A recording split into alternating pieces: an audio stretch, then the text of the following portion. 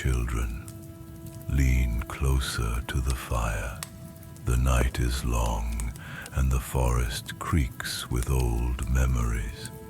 I will tell you of the Kappa, a creature that dwells where the river bends and the water runs dark. The Kappa is no bigger than a child, but do not be fooled by its size. Its body is green, slick as a frog's back, and it walks upright on two legs. Its hands are webbed, and its mouth is like the sharp beak of a turtle. But most curious of all is the hollow on the top of its head, filled with water. That little basin, my dears, holds all its strength and cunning. Spill it, and the creature is powerless. Keep it full, and the Kappa is stronger than 10 men. In the old days, farmers feared to let their children play by the rivers, for the Kappa was known to drag the careless into the depths. It would wrestle a man to the ground, seize him with bony arms, and drown him for sport. Sometimes, they say, it would reach into the belly of the drowned and snatch away a little ball of life called the Shirikodama. Without it, the soul is gone forever. That, too, is the Kappa's delight.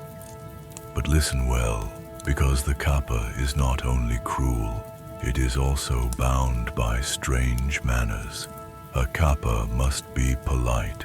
If you bow deeply to one, it will bow in return, and when it bows, the water spills from its head, leaving it weak and helpless. Then you may demand a promise from it, and a Kappa's promise cannot be broken. There was once a farmer, wise in his caution, who lived beside a slow, willow-shaded stream. He heard splashing in his fields at dusk and saw footprints, webbed and wet, among the cucumbers in his garden.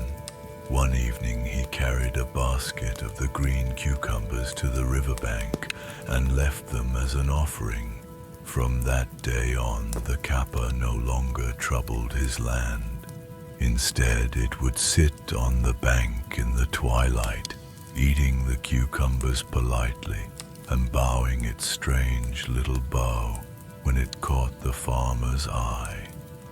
They say the man and the Kappa lived in uneasy peace, each respecting the other's nature. Yet others were not so fortunate. A samurai once sought to prove his strength against such a creature. When the Kappa challenged him to a sumo match in the shallows, the warrior was nearly pulled beneath the waves. Only by bowing low with respect and cunning did the man trick the Kappa into bowing back. When its power spilled out onto the ground, the samurai demanded that it swear never to harm another soul in that river. To this day, the people of that village say no one has drowned there since. So remember this, little ones. The rivers of Japan are not empty. When you walk by them at dusk, walk with care. Carry cucumbers if you must, and should a small green figure rise from the reeds, bow with all the grace you can summon. For a Kappa is dangerous, yes, but it is also bound by honor, and honor may save your life. Ah, you've heard of the Kappa now, children, but do not think the rivers alone hide secrets. The land itself is alive with cunning spirits. None are so feared and so revered as the Kitsune, the fox spirit. Let me tell you, for these creatures are older than the stones and cleverer than any man. A Kitsune walks in two worlds. By day, it may run through the thickets and rice fields as any common fox, its red fur flashing like fire among the grasses. But when the moon is high and its power is stirred, the Kitsune takes the shape of a human, sometimes a woman of haunting beauty, sometimes an old man with a sly smile. Their disguises are flawless, save for one detail, the fox's tail. However well hidden beneath robes or garments, if you watch closely enough you may see it flicker in the lantern light. The more tails a kitsune has, 2, 3, 7, even 9, the older and wiser it has grown, its powers thick as smoke. There was once a wandering scholar, so the story goes, who was making his way home through the mountains. At twilight he came upon a small inn, lanterns glowing warmly. Grateful, he entered. A lovely maiden greeted him, her hair shining black as lacquer, her voice soft as wind in the reeds. She poured him sake, filled his bowl with rice, and sat to hear his tales of travel. She was attentive, kind, and her eyes sparkled as if she had known him for years. The scholar, weary from the road, found himself falling into her charm. But as the sake warmed him, he glanced toward her shadow cast on the paper wall, and there, though her body seemed every bit human, the shadow told the truth. It showed the form of a fox with a long swaying tail. Fear gripped him, yet he remembered the old teachings.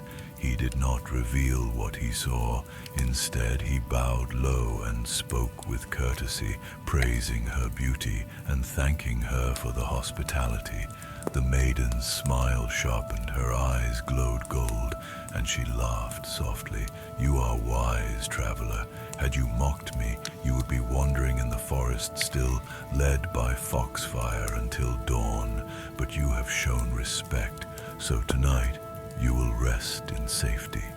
And at once the inn, the food, the maiden, all dissolved into mist. The man awoke beneath a pine tree, untouched, with only the sound of foxes yipping far off in the dark. But beware, little ones, for not all encounters end so kindly. The kitsune is a trickster and sometimes cruel. They are known to possess the unwary, slipping into a person's body like a shadow through an open door. Once possessed, a man may bark like a fox, eat only rice and tofu, or waste away with laughter that never ends. Families fearing such curses would bring offerings of fried tofu and sake to the shrines of Inari, the fox god's patron, begging for release. Even priests and monks could be fooled, for the fox's illusion is as strong as any dream. Still, do not think the kitsune only wicked. Some are messengers of Inari Okami, protectors of shrines, givers of fortune. Many a tale tells of a fox spirit who, falling in love with a mortal, takes the form of a wife. Such unions are fleeting, for the fox's true nature cannot remain hidden forever, but while they last, they bring loyalty, prosperity, even children with fox-bright eyes. When discovered, the fox may flee in sorrow, but still it guards the family in secret, leaving gifts of food or warning of dangers yet to come. And so the kitsune walks between the realms of danger and blessing, trickster and guardian, shadow and firelight. When you see the fox's eyes gleam in the dark, remember that you look upon something older than men. Bow deeply, speak gently, and carry a lantern close. For if the kitsune takes notice of you, your life may never again follow the path you thought it would.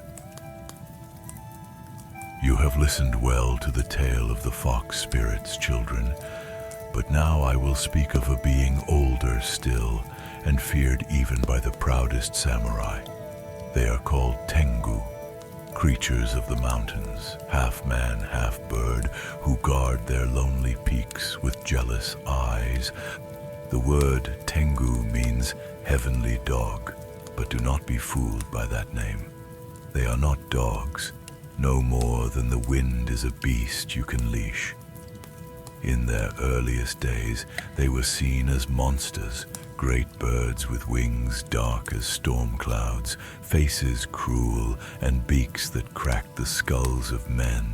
They would descend upon villages at the forest's edge, stealing children, scattering the rice stores, or striking down any fool who dared trespass on sacred slopes. Later, the stories softened, but not their power. The Tengu grew into something more like men, tall, fearsome, dressed in the robes of Yamabushi, the mountain ascetics. Yet their skin was often crimson as flame, their noses long and hooked like the beak of a hawk.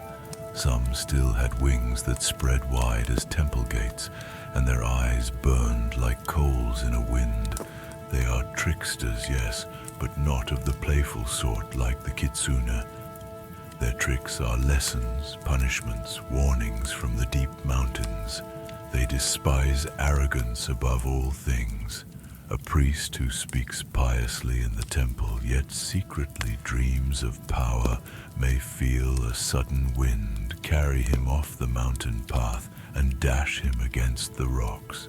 A samurai who struts too proudly through a shrine forest may find himself lost, walking in circles until he collapses from hunger, hearing only the cawing of unseen birds.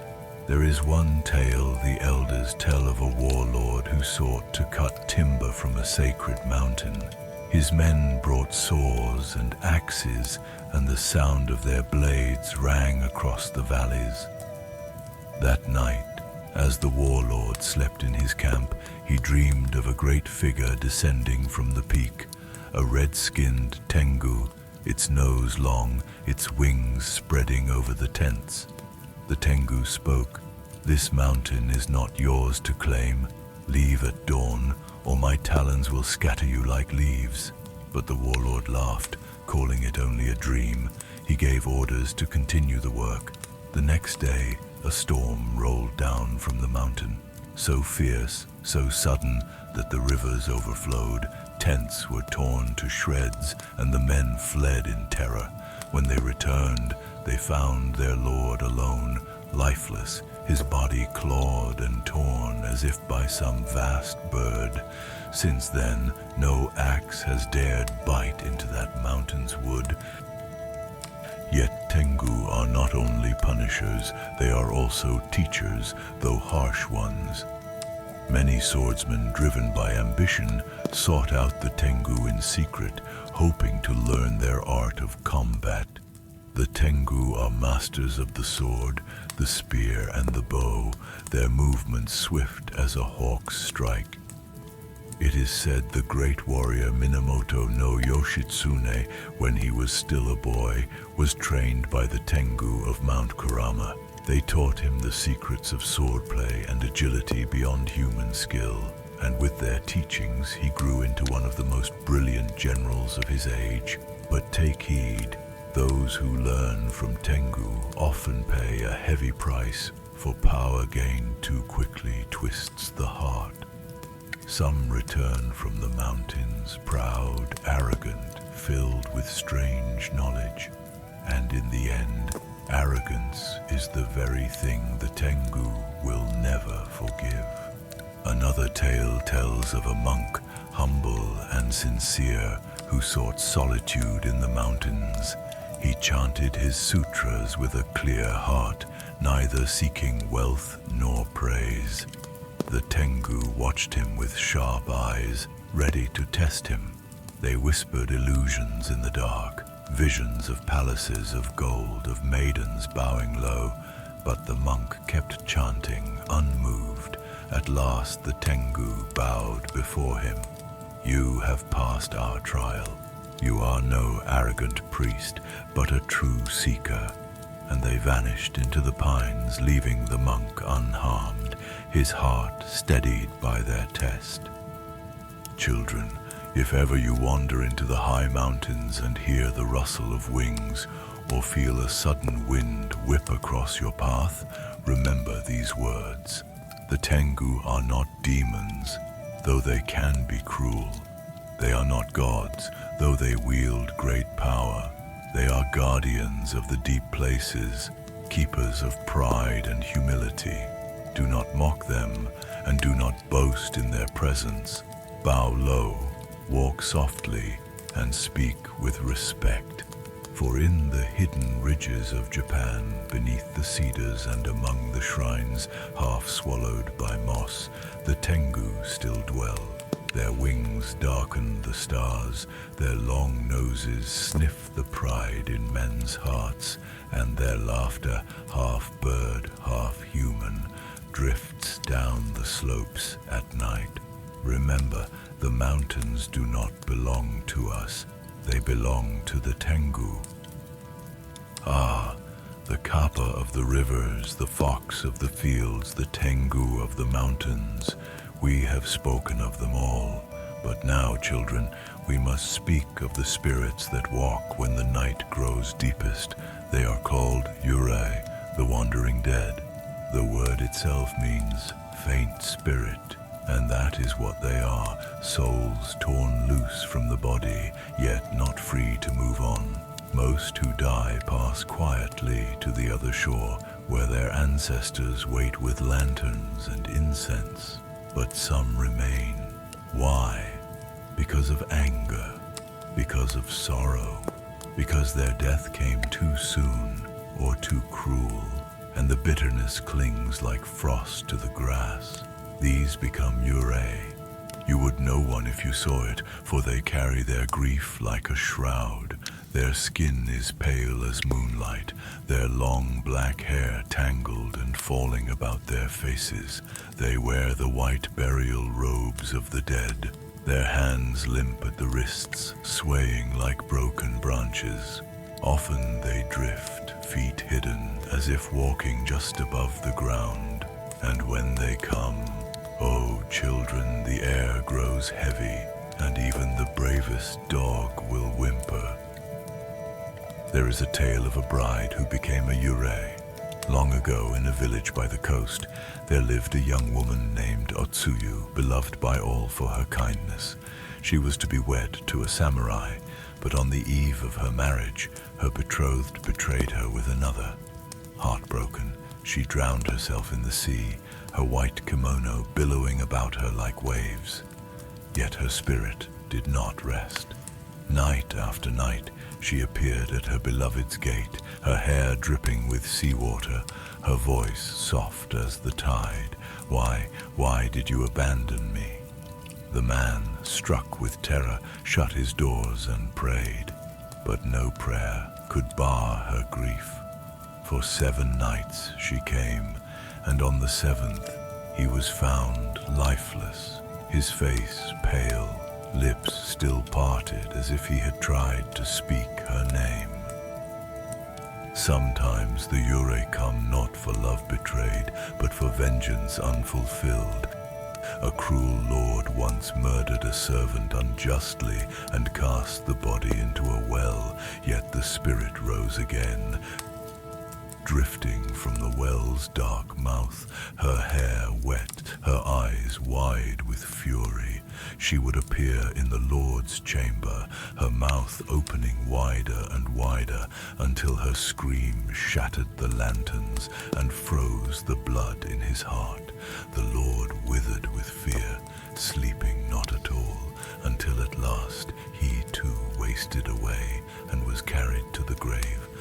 Only then did the Yūrei sink back into the earth, her fury spent. But do not think they are all monsters. Some Yūrei simply wander, bound by longing. A mother taken too young may hover near her child's bed, watching, weeping, unable to let go. A soldier fallen in battle may march in endless circles, searching for comrades who have long since gone. In such cases, the living bring offerings of incense, food, or the chanting of sutras. Sometimes the monks say, "Give the Yūrei peace, and it will find its way." Other times, though, nothing can soothe them. There are signs, little ones, that a place is haunted by such spirits. If you pass by a willow tree at midnight, and its branches stir though the air is still, beware. If you light a lantern and its flame burns blue, beware. And if you hear a voice calling your name in the night, soft, familiar, yet not of this world, close your ears and do not answer. For to answer a Yūrei is to invite it into your life, and once invited, it will not easily depart. Remember, too, that summer nights are when the boundary is thinnest. That is why, during the festival of Obon, families light lanterns and float them on rivers to guide their ancestors back to the world of spirits with honor. It is also why ghost stories are told on hot nights, to chill the blood, to remind us that the dead are never far away. So mind yourselves when you walk in the dark, bow at the shrines, honor your ancestors, and carry a lantern when the moon is thin. For if you forget the dead will not forget you. You have heard of the Kappa by the rivers, the fox who wears a human's face, the Tengu in the mountains, and the restless Yūrei. But now, children, let me tell you of the Oni, the great demons of Japan. These are no tricksters nor faint spirits. They are the hammer blows of hell itself.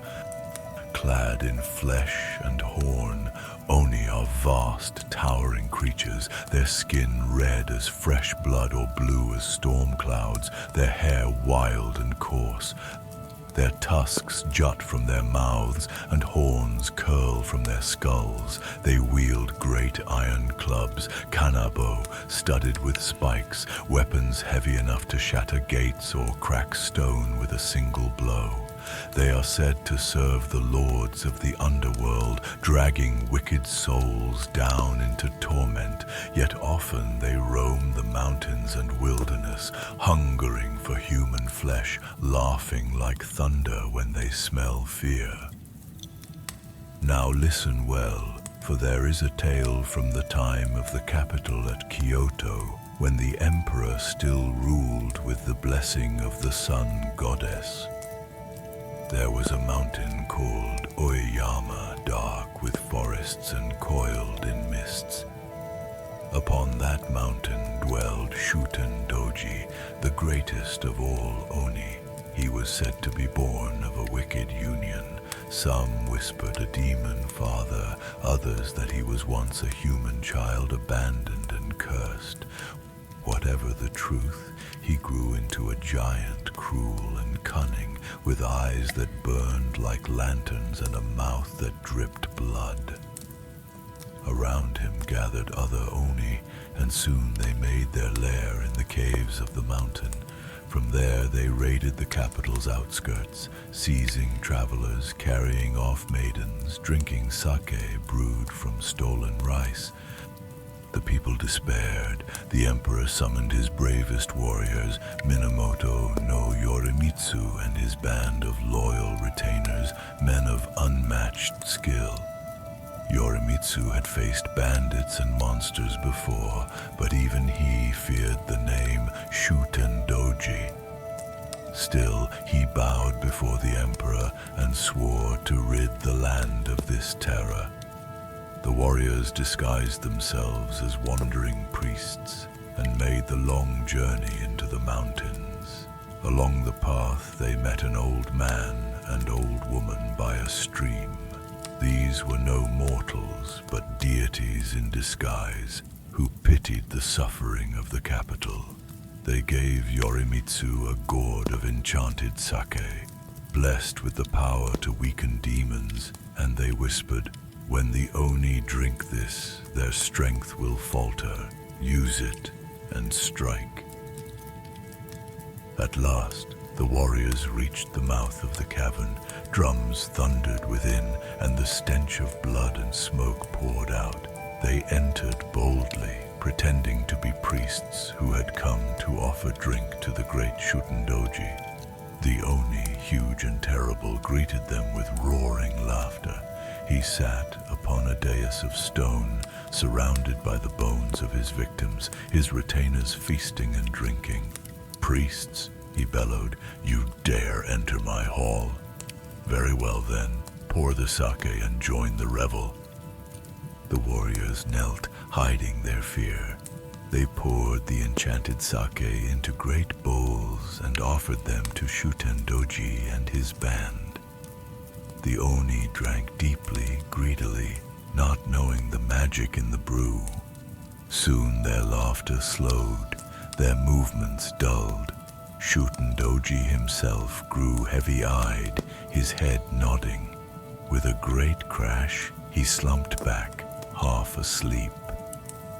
That was the moment. Yorimitsu and his men threw off their disguises, drew their swords, and leapt upon the Oni. Steel flashed, shouts echoed. The smaller demons fell in confusion, cut down where they sat, but Shutendoji, even weakened, roared awake. He surged to his feet, taller than any man, and seized his iron club. The ground shook as he struck, sending sparks and stones flying. The warriors fought fiercely, dodging his blows, hacking at his flesh. At last, Yorimitsu drove his blade into the monster's neck. With a howl that echoed through the mountains, Shutendoji's head was severed. Yet even then the demon did not die. His head flew through the air, teeth snapping, eyes blazing, and clamped down upon Yorimitsu's helmet. Only the sacred prayers carved into the metal saved the warrior from being torn apart. With a final prayer, Yorimitsu drove his sword through the head, and Shutendoji fell silent at last. The warriors carried the severed head back to Kyoto as proof, and the people rejoiced. The emperor himself ordered that it be sealed in a great chest, buried deep so that it could never again rise. But still, the elders say, on stormy nights the wind that howls down from Oyama is the laughter of Shutendoji's spirit, angry and unquiet. And so, children, know this: the Oni are not shadows or whispers. They are strength, brute and merciless, the punishment of arrogance, cruelty, and hunger unchecked. They are the storm at the edge of the world, the nightmare that cannot be reasoned with. If you hear the mountains rumble and see a horned shape in the lightning, bow your head and flee. For against the Oni, even the bravest men need the blessing of the gods. Ah, now, little ones, we have spoken of Kappa and Kitsune, Tengu and Oni, Yūrei and the Spider-Woman, all fierce and strange, yes. But there is another kind of spirit, one far closer to us, hiding not in rivers or mountains, but in our very homes. These are the Tsukumogami, the tools of men, the humble objects we use and forget. You see, the world has memory. For every tool that serves faithfully, every vessel that bears its burdens, every sandal that carries a master's steps, after 100 years, if neglected or cast aside, it awakens.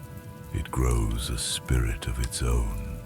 And once awakened, it may take revenge on the careless hand, or else simply wander, laughing at the folly of mortals. There is an old tale of a merchant who grew wealthy in the capital. He bought fine robes, lacquered boxes, and umbrellas of oiled paper to shield himself from the rain. Yet he was wasteful. When a new season came, he would throw out the old, casting them into the alley to rot. One night, after 100 years had passed, one such umbrella awoke. Its handle grew into a crooked leg, its ribs stretched like arms, and upon its paper surface a great eye opened. From its torn edge sprouted a long tongue, red and wet. This was the Karakasa Obake, the umbrella ghost. It hopped along the alleys on its one leg, tongue lolling, eye rolling. Children screamed and fled. Drunks tumbled over themselves in terror, and it laughed. Oh, it laughed, a high, wheezing sound, delighting in its new freedom. But when it reached the door of the merchant's house, it grew solemn. For here was the man who had used and discarded it. The umbrella ghost tapped at the shutters all night, its tongue slapping, its eye glaring. When the merchant peered out, he fainted dead away. From then on, he never threw away another tool without thanks, lest it too awaken and come hopping to his door.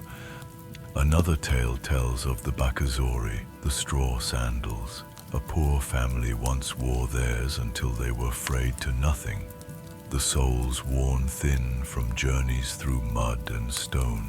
When they bought new ones, they cast the old pair aside in a dusty corner. 100 years later, in the dead of night, the house awoke to a strange sound. Slap, slap, slap. Into the room came the sandals, walking on their own, their straps waving like arms. They sang in shrill voices, Kararin, Kororin, no eyes, no nose, still I run about at night. The family huddled together, trembling, but the sandals did not harm them. They merely stomped about the house, slapping their worn soles on the floorboards, as if mocking the people who had abandoned them. At dawn, they vanished, and though they were never seen again, the family always set aside offerings of rice for their sandals thereafter. And then there are stranger Tsukumogami still. A kettle, long neglected, may sprout fur and a tail, becoming a bak nekotsubo, a kettle cat that leaps about the kitchen, spilling boiling water on the unwary. A forgotten scroll may grow arms and flutter through the temple halls, laughing like a drunken monk. Even instruments are said to wake. A shamisen left untouched too long might pluck itself at night, filling the house with eerie tunes until its owner bows and plays it once more. But listen, children, there is a greater tale that binds them all. Once, in the capital, so many old tools were thrown away that the alleyways overflowed. Battered fans, cracked bowls, torn lanterns, broken sandals, heaps upon heaps. And when the 100th year came, all at once they awoke. A parade of Tsukumogami filled the streets, a wild procession of hopping umbrellas, singing sandals, flying scrolls, rattling kettles, each laughing and shouting, their anger rising like storm winds. The people barred their doors in terror, peeking through cracks as the parade passed. It is said the Tsukumogami danced through the city until dawn, frightening dogs, overturning carts, smearing ink on temple gates, and when the sun rose, they faded into the alleys. Some say they return every 100 years when the weight of forgotten things grows too great. Others say they have scattered across Japan, wandering to this day. So remember, little ones, every tool you hold has a spirit sleeping within it. Treat it with care, thank it when it grows old. For a well-loved tool may rest quietly, but a neglected one may one day open an eye, sprout a tongue, and come searching for you in the dark. Ah, the fire burns low, and your eyes grow heavy, but before you drift away, let me tell you of the Rokurokubi. These are not the monsters of the deep rivers, nor the great demons of the mountains. No, no. These are far stranger, for they live among us, By day they look as ordinary as you or I, but by night, when the lamps gutter low, their true selves awaken. The Rokurokubi are women, wives, daughters, sisters. They prepare meals, sweep the floor, bow in greeting, and smile with gentle courtesy. But when sleep takes their bodies, their necks stretch, long and twisting, rising like serpents from the futon. Their heads float into the darkness, eyes wide, hair trailing, mouths open in silent laughter or whisper. Some only wander aimlessly, peering through paper doors, tasting the oil of lamps. Others feed, drawing out the life of men as easily as a spider draws a fly from its web. Now, hear this tale. Long ago there was a traveling priest named Renkei. He was a quiet man, devoted to his sutras, who journeyed from province to province, offering prayers and blessings to villages in need. One evening, as dusk bled across the sky, he found himself deep in the mountains with no temple in sight. At last, through the trees, he spied the light of an inn. The hostess greeted him kindly. She was tall, with a gentle face and hair tied neatly. Her manner was modest, and she bowed with perfect grace. She set rice and miso before him and poured his tea with steady hands. "Rest, honored priest," she said. "You may stay here for the night. We are simple folk, but we welcome travelers." Renkei thanked her and settled into his room. The food was good, the futon warm, but something troubled him. As the night deepened, he kept his lantern low and whispered his sutras, feeling the air shift strangely, heavy as storm clouds. At last, through his half-closed eyes, he saw movement. The hostess lay upon her futon in the next room, her chest rising in sleep, but slowly, so slowly, her neck began to stretch. Longer and longer it grew, thin as a serpent, sliding silently across the floor. Her head drifted into his chamber, eyes glimmering, mouth parted in a hungry smile. Her hair brushed the tatami mats as she hovered above him. The priest's breath caught.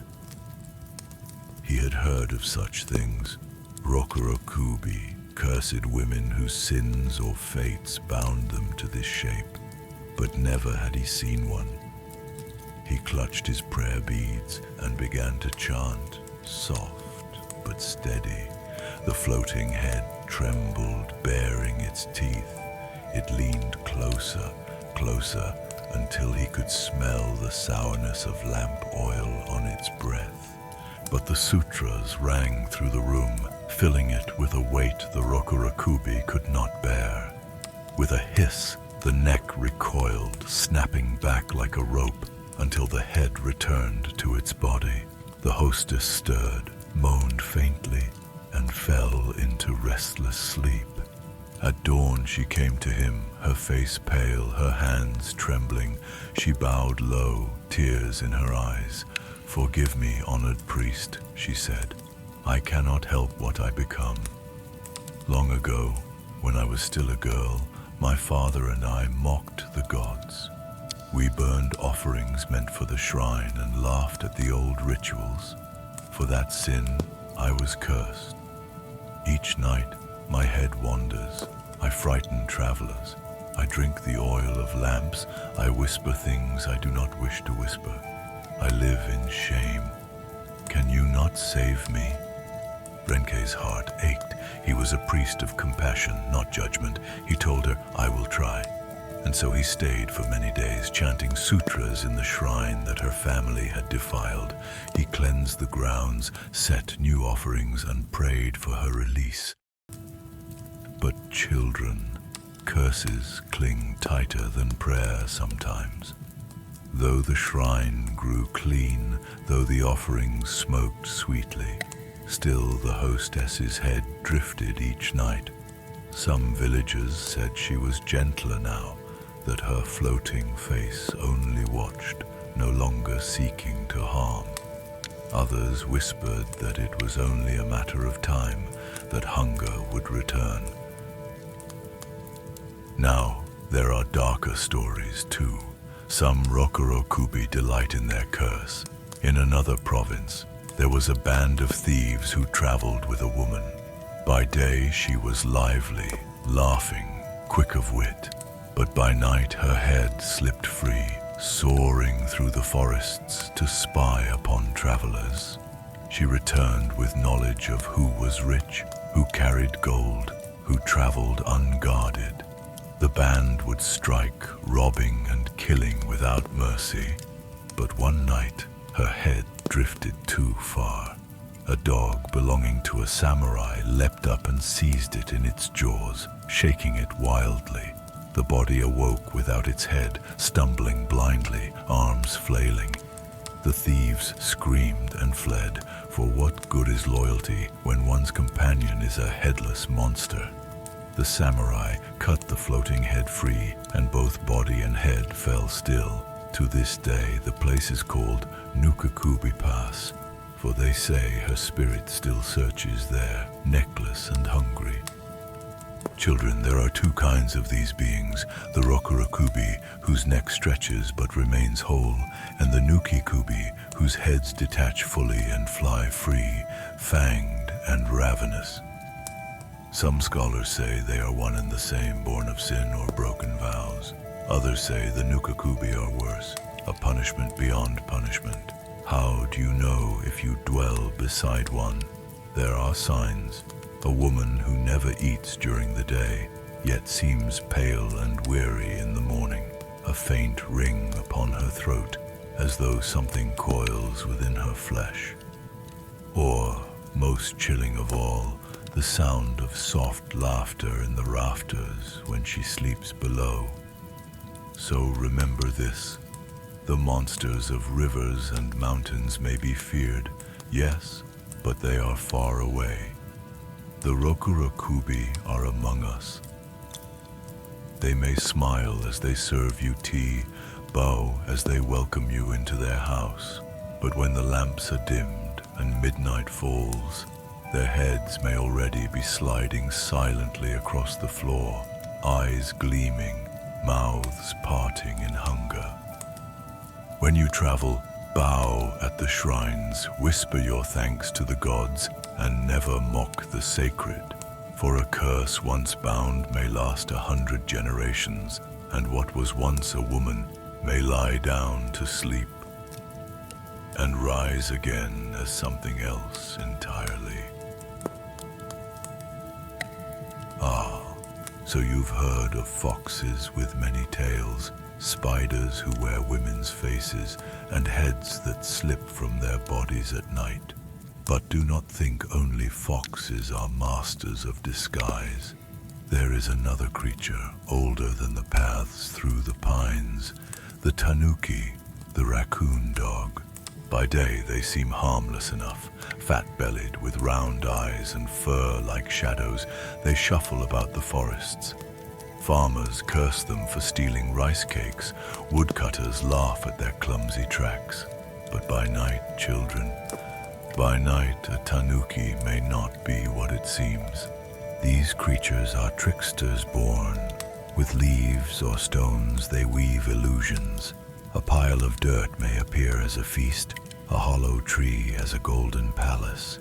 They can change their shape as easily as smoke changes in the wind. And though many tales are merry, I will tell you one that is not. Long ago, in a village near the mountains of Shikoku, there lived a woodcutter named Genzo. He was a quiet man, poor but steady, who returned late from the forest most nights. One autumn evening, as the mist rose thick and white, he heard the sound of a shamisen drifting from a glade. Strange, for no house stood there. Curious, he followed the sound, and in the clearing he saw lanterns glowing, a fire blazing, and a woman dancing, her kimono shimmering like silk woven from starlight. She beckoned, "Traveler, come and sit, share our food, our sake." Genzo blinked, for he saw no one else, only her, smiling, eyes bright as amber. He hesitated, but her beauty was like a snare. He sat. She poured him sake, though the cup smelled faintly of damp leaves. She set food before him, though when he glanced again it looked like forest stones. His head swam, but still he drank. When he woke, he lay cold in the mud, his clothes damp, his pack gone. The fire was gone, the woman gone. Only paw prints circled him in the soil, small, padded, leading into the woods. Now, a wiser man would never return, but Genzo's pride was stung. The next night, he carried his axe and waited. Again he heard the music, again he followed. The woman smiled as before, but this time when she leaned close, Genzo glimpsed something strange. Her reflection in the sake bowl showed not a maiden, but a squat, furred beast, eyes glinting, teeth sharp, a tanuki. He cried out, raising his axe. At once the illusion broke, the lanterns vanished, the fire sank to ash. Around him dozens of tanuki crouched in the shadows, their bellies rumbling like drums, their laughter low and hollow. Their eyes glowed in the dark like coals. The woman's form twisted back into fur and fangs. Genzo swung his axe wildly, and the tanuki scattered, their laughter echoing through the trees. He ran, stumbling down the path, their voices following him. Come back, the feast is not yet done." The villagers say Genzo never again set foot in the forest after dark. But others were not so lucky. Sometimes travelers vanished entirely, leaving only clothes and bones. Sometimes a man would wander home days later, gaunt and pale, muttering of banquets that turned to mud, of companions that turned to beasts. And sometimes, on autumn nights when the mist lay thick, the whole village would hear it, the sound of many drums, booming like thunder, though no storm was near. They say the tanuki were beating their bellies in glee, mocking the humans who could never tell truth from trickery. So, children, laugh if you will at the fat little raccoon dogs that waddle by the roadside. But if you hear music in the forest where no house stands, if you see lanterns glowing deep among the cedars, or if a beautiful stranger smiles at you when the hour grows late, beware, for the tanuki's gift is deception, and once caught in their revel, you may not return at all. Ah, we have wandered far tonight, haven't we? From the rivers of the Kappa to the foxes who wear our faces, the Tengu of the peaks, the restless Yūrei, the Oni's roar, the spider-woman's silken cave, the haunted tools, the long-necked Rokurokubi, even the trickster tanuki with their belly drums. Each tale, children, has led us deeper into the shadows of this land. And now I will tell you the saddest and perhaps the most haunting of them all. It is the tale of the Ubume, the ghostly mother who cannot rest. The Ubume is not born of mischief, nor of trickery, nor of pride. She is born of sorrow and of love that clings beyond death. They say she is the spirit of a woman who died in childbirth, her soul torn between this world and the next. Unable to abandon her infant, she lingers, weeping softly, wrapped in the white robes of burial. Her hair hangs long and damp with tears, her face pale as snow. Often she cradles a bundle in her arms, swaying gently, whispering lullabies.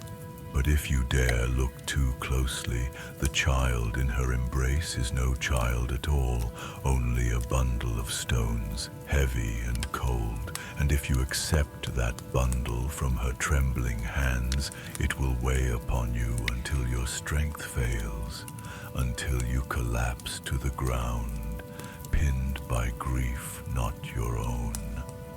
There was once a merchant in Kyoto named Tadahiro, who often returned late from his dealings. One night, as the rain poured down, he crossed a bridge near the temple grounds. There, in the shadows, he saw her, a woman in white, soaked to the bone, clutching a baby to her chest. "Please," she whispered, voice breaking, "my child is so heavy. Will you hold him for a moment? Just a moment, kind sir." The merchant, though weary, was a compassionate man. He bowed and reached for the bundle. At once it grew heavy in his arms, heavier than a child could ever be. He staggered, knees buckling, the rain soaking him.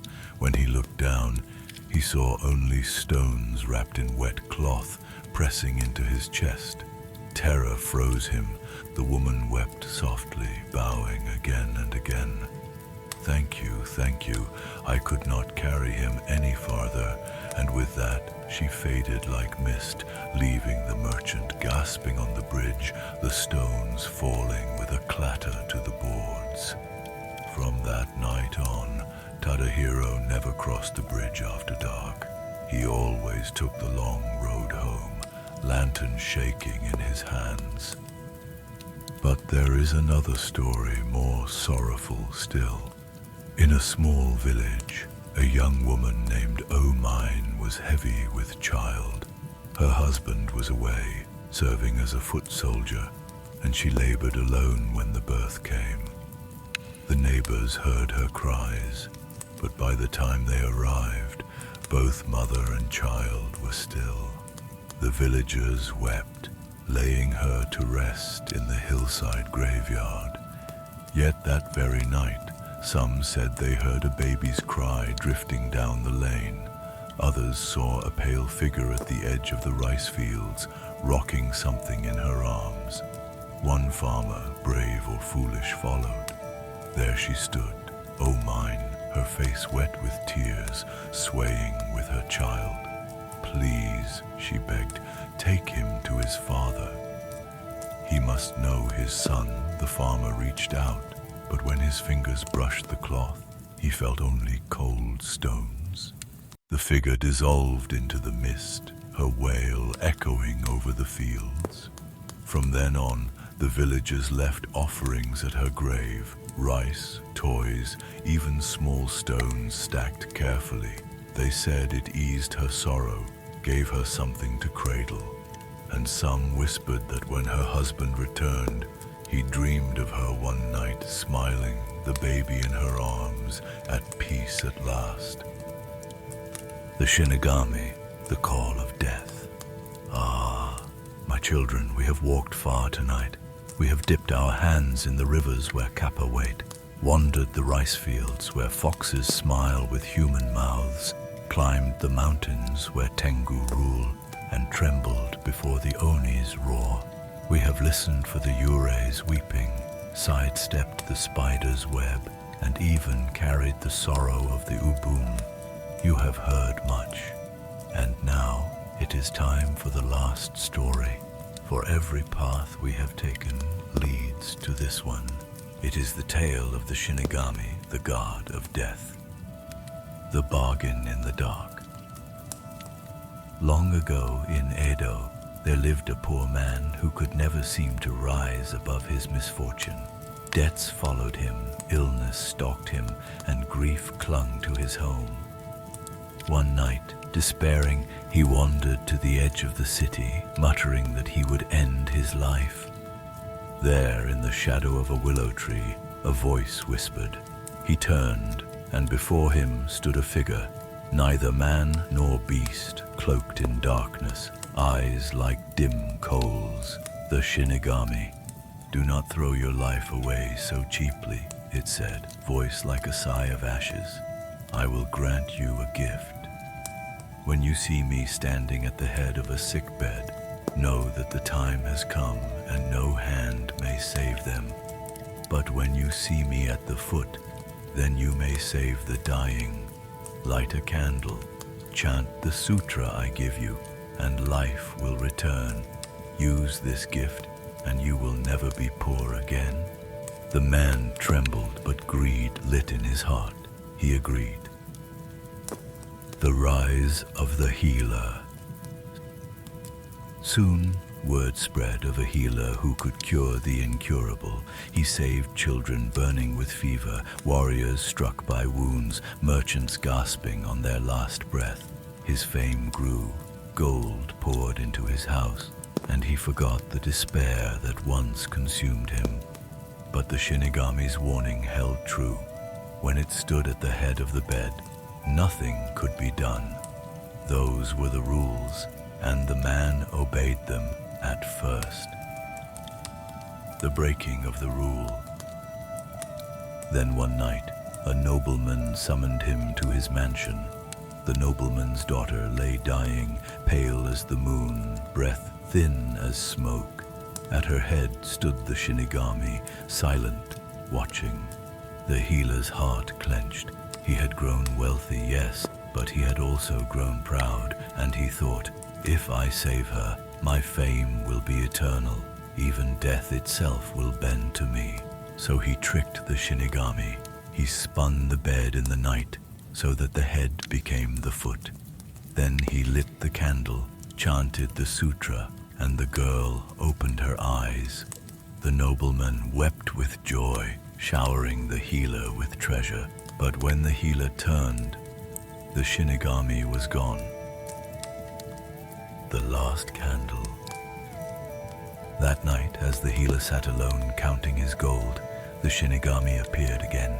Its eyes burned brighter now, and in its hand it held a small candle, flickering, almost spent. This is your life, it whispered. Every man's candle burns as long as it must. You tricked me once, but no man cheats death forever. The healer fell to his knees. Spare me. Grant me another chance. The Shinigami's coal eyes softened, as if in pity. Then take this candle, it said, placing it on the floor. Pour the wax into another dish, and move the flame. If you are steady, your life may continue. But if you falter, the healer, hands shaking, lifted the candle. But his greed had made him clumsy. The flame sputtered, spilled, and went out. At once the room grew cold, the Shinigami's shadow lengthened, and the man's breath fled his chest. When dawn came, his servants found him lifeless, his gold scattered like fallen leaves.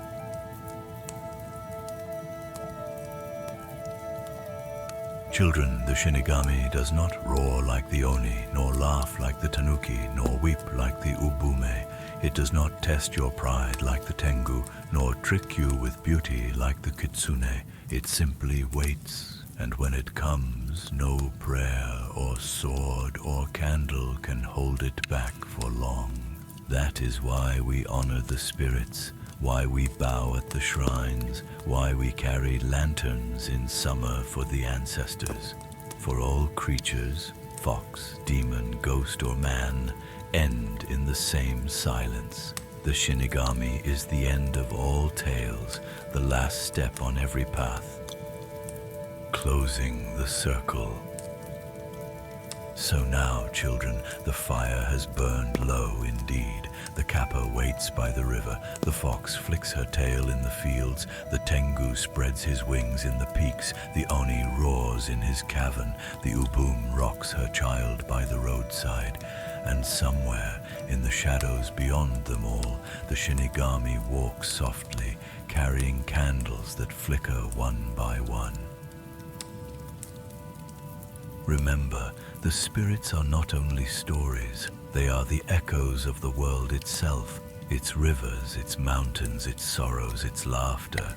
Respect them, and they may pass you by. Forget them, and you may find yourself face to face with one when the night is darkest. And so, with this last tale, our journey is done. Bank the fire, close your eyes, and dream gently, for the spirits are near, but so too are the ancestors who guard us, lanterns glowing softly in the dark.